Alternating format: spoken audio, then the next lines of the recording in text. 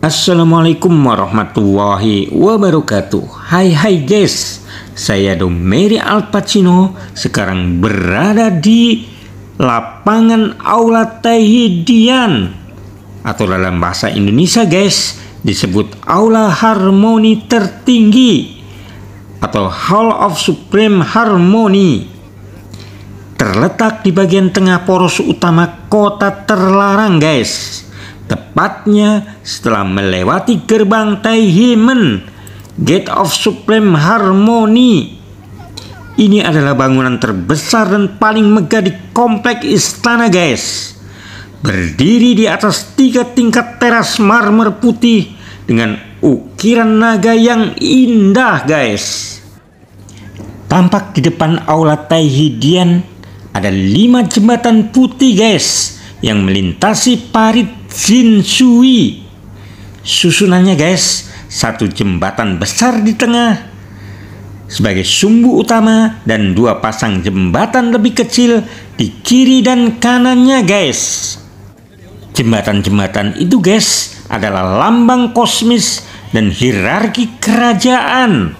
Kelima jembatan di sumbu utama itu guys melambangkan keseimbangan dan keteraturan negara. Sering ditafsirkan berhubungan dengan konsep 5 kebajikan guys atau unsur dalam kosmologi Tiongkok. 5 arah 5 kebajikan menegaskan legitimasi kaisar sebagai pusat tata kosmos guys. Jembatan tengah guys tentu saja menegaskan sumbu pusat atau kaisar sebagai tengah atau putra langit, sehingga hanya kaisar atau prosesi resmi yang berhak melewati pusat pada upacara tertentu guys.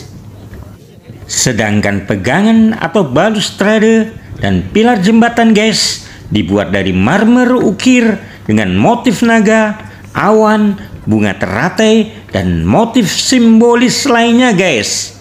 Naga melambangkan kekuasaan kaisar, awan dan teratai melambangkan hubungan langit dan bumi, kemurnian, serta keberuntungan guys. Secara keseluruhan guys, pilar atau rel menegaskan fungsi sakral jembatan, bukan hanya sekadar struktur lalu lintas, melainkan elemen ritus dan simbol status guys. Guys pasti bertanya-tanya, mengapa warnanya putih, ya kan? Karena jembatan dan balustrade dibuat dari marmer putih guys, atau batu putih sejenis. Marble dipilih karena kuat, tahan lama, dan memberi kontras visual terhadap ubin atap kuning guys, warna kaisar, dan dinding merah guys. Selain estetika guys, warna putih juga memberi kesan kemurnian, kesucian, dan keagungan yang sesuai dengan fungsi upacara dan simbolis tempat itu guys. Nah guys, kita kembali ke bangunan Aula Harmoni Tertinggi guys. Di bagian tengah ada tahta naga kaisar atau Dragon Throne yang sangat megah, dihiasi ukiran naga emas guys. Kemudian dinding dan langit-langit dipenuhi ornamen naga, simbol kekuasaan kaisar guys. Ada juga tiang-tiang kayu raksasa yang berlapis emas merah, lantai dari papan kayu besar, dan dekorasi upacara kerajaan guys. Nah guys, di halaman depan Aula Taihidian memang ada patung yang bentuknya mirip bulus atau kura-kura air tawar guys. Tadi udah lihat kan guys, tetapi sebenarnya bukan sekedar bulus biasa guys. Itu adalah makhluk mitologis Tiongkok bernama Biki. Jumlahnya guys, ada 2 patung Biki di halaman depan Aula Taihidian guys. 1 di sisi timur dan 1 di sisi barat guys. Keduanya menghadap ke arah luar, dekat dengan patung hewan mitologis lain seperti naga atau gilin guys. Biksi adalah salah satu dari 9 putra naga dalam mitologi Tiongkok guys. Bentuknya seperti naga berkepala naga tetapi berbadan kura-kura guys.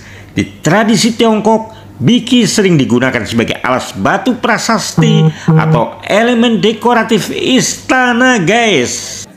Filosofi dan maknanya guys tentu saja sebagai kekuatan dan keteguhan guys. Kura-kura melambangkan umur panjang, naga melambangkan kekuasaan, sehingga gabungan ini berarti kekuasaan abadi guys. Menopang beban berat, Biki diyakini kuat memikul beban seperti menopang tugu batu atau beban kekuasaan negara guys. Kesetiaan dan stabilitas guys. Dalam konteks istana, patung ini diartikan sebagai penjaga stabilitas dan keseimbangan kekaisaran guys.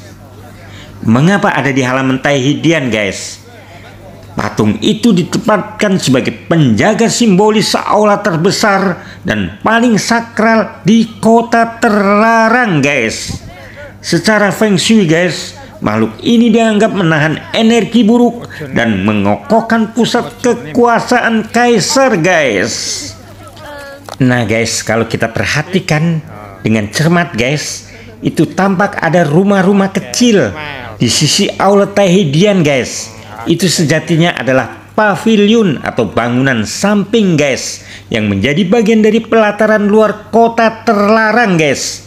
Di komplek pelataran aula harmoni tertinggi ini guys, bangunan samping seperti ini umumnya berfungsi untuk tempat istirahat guys dan persiapan pejabat sebelum menghadiri upacara resmi di aula utama guys. Ini tempat aula utamanya guys. Tampak kelihatan sekali kan guys, dan dari sana dari jauh adalah rumah-rumah kecil itu guys. Lihat guys. Selain itu guys, sebagai ruang administrasi sementara bagi petugas istana yang mengatur jalannya prosesi guys. Juga tempat penyimpanan sementara perlengkapan upacara seperti payung upacara, bendera atau simbol kekaisaran guys.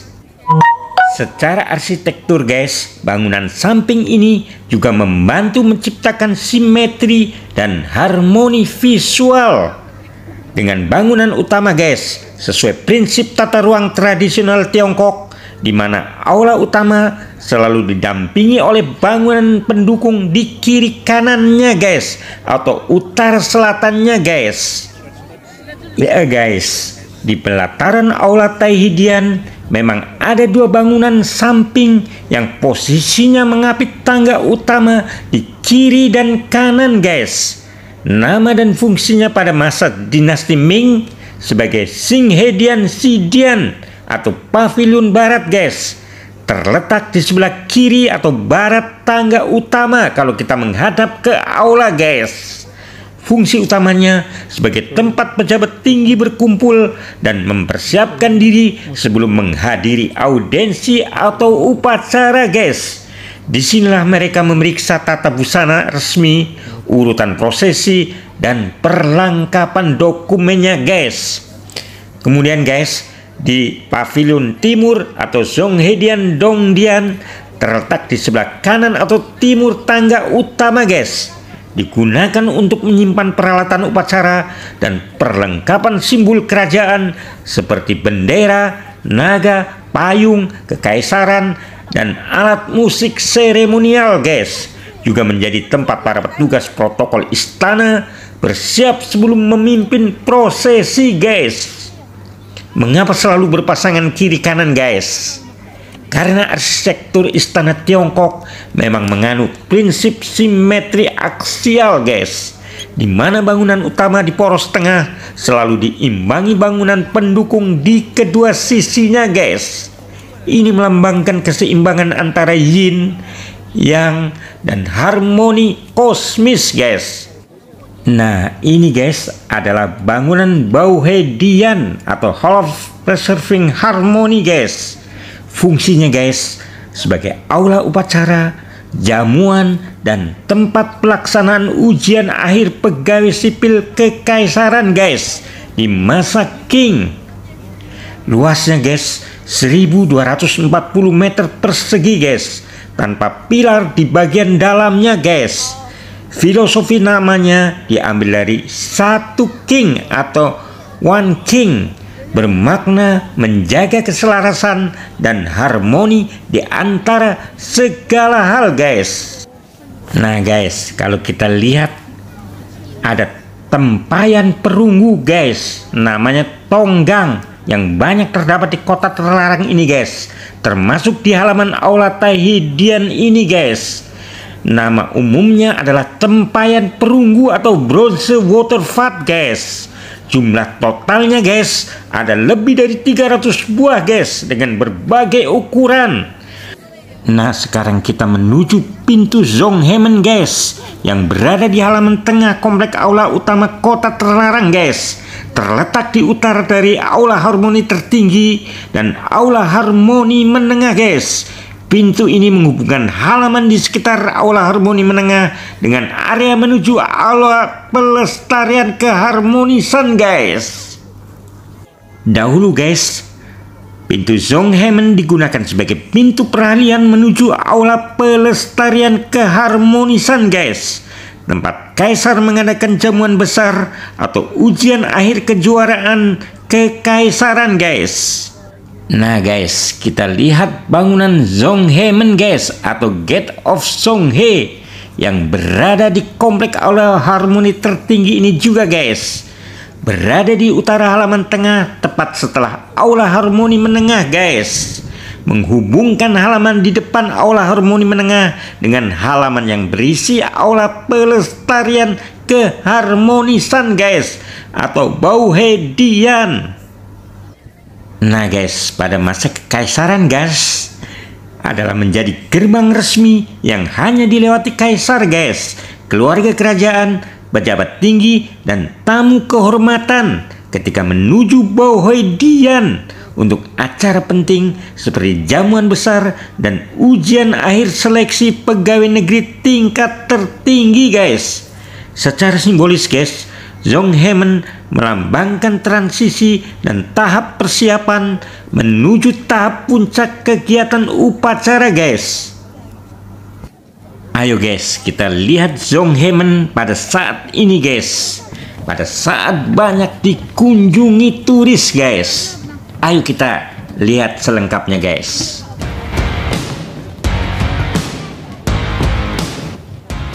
Nah guys, sebelum kita masuk ke gerbang Zonghemen, kita lihat guys lapangan luas yang berada di luar Zonghemen guys. Sejatinya guys, lapangan tersebut adalah bagian dari lapangan Taihemen guys, yang membentang di antara gerbang Taihemen di selatan dan aula harmoni tertinggi di utara guys. Luasnya guys, kalau pengen tahu guys, sekitar 30.000 meter persegi atau 3 hektar guys, menjadikannya salah satu pelataran terbesar di dalam kota terlarang guys. Fungsinya pada masa lalu guys digunakan untuk upacara kenegaraan besar seperti penyambutan pejabat tinggi, pertemuan pasukan, atau prosesi menuju aula harmoni tertinggi saat perayaan besar guys. Juga guys menjadi tempat barisan para pejabat yang berderet rapi sesuai pangkatnya guys saat menghadiri upacara di istana. Juga berfungsi sebagai ruang transisi simbolis dari area luar menuju pusat kekuasaan kaisar guys. Nah guys, kalau kita perhatikan guys, ada 3 jembatan yang menghubungkan aula harmoni tertinggi di utara dengan lapangan Taihemen di selatan guys, sebelum masuk ke gerbang Zonghemen guys. Ya, 3 jembatan guys. Jembatan tengah disebut Zongluqiao atau jembatan jalan tengah guys, khusus untuk kaisar. Sementara 2 di sisinya masing-masing untuk pejabat sipil dan militer dengan pangkat tinggi sesuai aturan upacara guys. Dulu guys, fungsinya menjadi bagian jalur prosesi resmi dari pelataran menuju 3 aula utama atau aula harmoni tertinggi, menuju aula harmoni menengah, dan ke aula harmoni pelestarian guys. Sementara jembatan tengah hanya boleh dilalui kaisar saat upacara besar guys, sedangkan jembatan kiri kanan untuk para pejabat guys. Nah guys, kita mulai masuk ke gerbang Zonghemen guys. Di depan gerbang Zonghemen terdapat dua patung singa perunggu guys, satu di sisi kiri pintu dan satu di sisi kanan pintu guys. Ya, bentuknya berupa singa penjaga atau sisi bergaya Tiongkok guys. Singa jantan biasanya berada di sisi kiri jika menghadap gerbang dari luar guys, dengan kaki depan menginjak bola melambangkan kekuasaan dunia guys. Sementara singa betina biasanya berada di sisi kanan dengan kaki depan memegang anak singa guys, melambangkan perlindungan keluarga dan kelangsungan keturunan guys. Nah guys, kita sudah masuk gerbang Zonghemen guys, dan melihat ke arah utara terdapat bangunan megah yang terlihat, yaitu Aula Harmoni Menengah guys atau Zonghedian. Fungsinya dulu guys digunakan kaisar beristirahat sejenak dan mempersiapkan diri sebelum melangkah ke Aula Harmoni tertinggi guys untuk memimpin upacara besar. Tempat kaisar menerima pejabat tinggi juga guys dan melakukan pembicaraan singkat sebelum acara resmi dimulai guys. Ya, menjadi ruang transisi baik secara fisik maupun simbolis dari area dalam istana menuju pusat kekuasaan tertinggi guys. Iya guys, filosofi dari harmoni menengah adalah mencerminkan prinsip Konfusianisme tentang keseimbangan atau Zong dan keselarasan atau Hi, yaitu kaisar diharapkan bersikap adil, tenang dan selaras dengan alam semesta sebelum mengambil keputusan penting guys. Posisinya di antara Aula Harmoni tertinggi di utara dan gerbang Zonghemen di selatan, yaitu melambangkan tahapan menuju puncak kekuasaan guys. Nah, ini lihat guys, ada wadah dupa logam bergaya Tiongkok kuno yang bentuknya memang mirip ceret atau teko besar guys. Terbuat dari perunggu atau tembaga guys, dengan bagian badan bulat besar, dua pegangan di kiri kanan dan penutup di atas dengan hiasan ukiran berlubang untuk keluarnya asap dupa guys. Nah guys, sekarang kita fokus pada bangunan Aula Harmoni Menengah atau Aula Kebahagiaan Tengah. Pada bangunan ini guys, memang awalnya bernama Aula Kebahagiaan Tengah guys atau Zonghedian. Aula persatuan ini dibangun pada masa Kaisar Jiajing tahun 1522 sampai 1566 pada dinasti Ming guys. Aula ini diperbaiki besar-besaran pada masa Kaisar Qianlong pada tahun 1736 sampai 1795 pada dinasti Qing guys. Bangunan ini berbentuk persegi guys. Atapnya berbentuk piramida, di puncaknya ada bola perunggu berlapis emas guys. Di dalamnya guys ada papan besar bertuliskan Wu Wei yang artinya tidak bertindak, yang melambangkan pemerintahan yang bijaksana dan damai guys. Di aula ini guys, permaisuri menerima ucapan selamat pada hari ulang tahunnya guys, tahun baru Imlek dan kesempatan besar lainnya guys.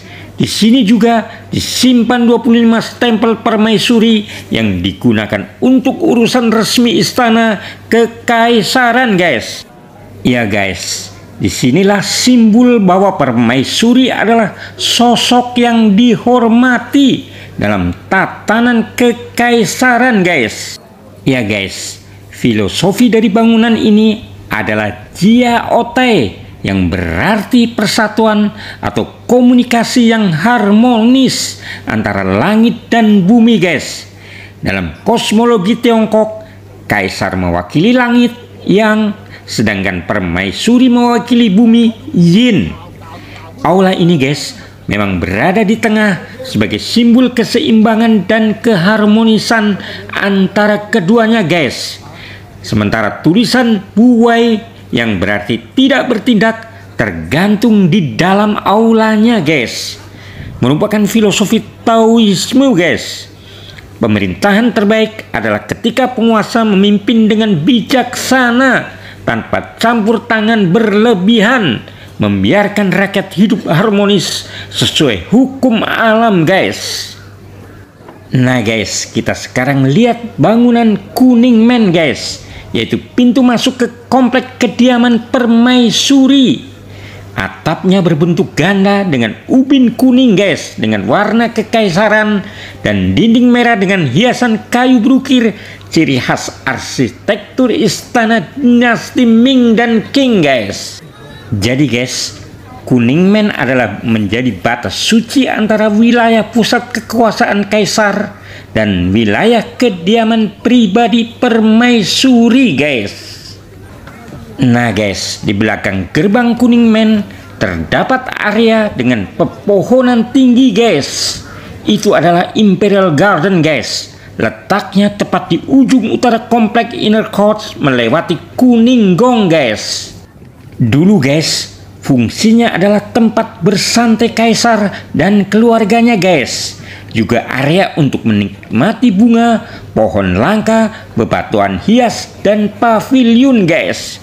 Juga dipakai untuk acara keagamaan atau ritual kecil, guys. Taman ini dirancang penuh dengan simbolisme, pohon cemara keteguhan, batu besar keabadian, bunga musiman, pemutaran waktu, dan keberuntungan, guys. Ayo guys, kita nikmati Imperial Gardennya, guys, atau dalam bahasa Mandarinnya Yuhu Ayuannya, guys. Ayo kita lihat lebih jauh lagi dan kita nikmati, guys.